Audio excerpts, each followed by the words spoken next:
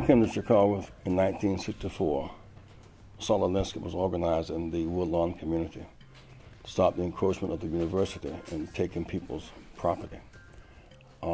Bishop Brazier was leading that fight, and I was working next year as an organizer for Dr. King. Bishop Brazier embraced me and my family and nurtured me. So my relationship with him is quite personal because of his warm embrace, his maturity.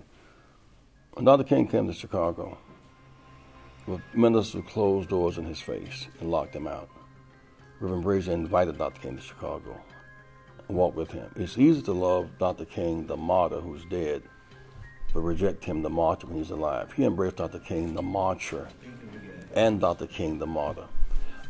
There's a new Woodlawn today, the beautiful church, the school, the wine, the home ownership, the connection with the university that he recognizes the best of ministry and a stirring quest for justice and fairness. In the South, that was just the raw ugliness of the states' rights laws. We couldn't use a hotel, motel, park, or library.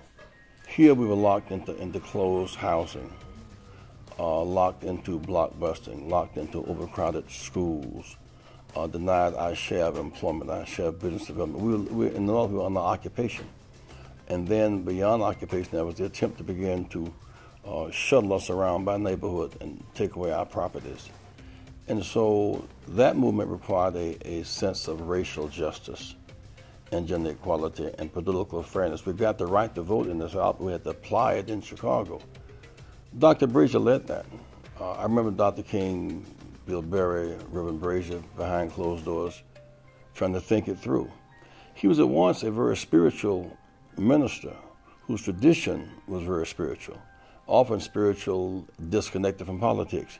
He pulled his whole denomination with him, because at first there was rebellion against him within his own denomination because there was a kind of internalizing of what's spiritual and what's carnal. And he saw the wholeness of the gospel. Jesus, after all, was born poor, born a Jew in the tradition of the prophets, born under death threat, a death warrant, come from the rural area, had escaped to have his life spared until he was 12 years old.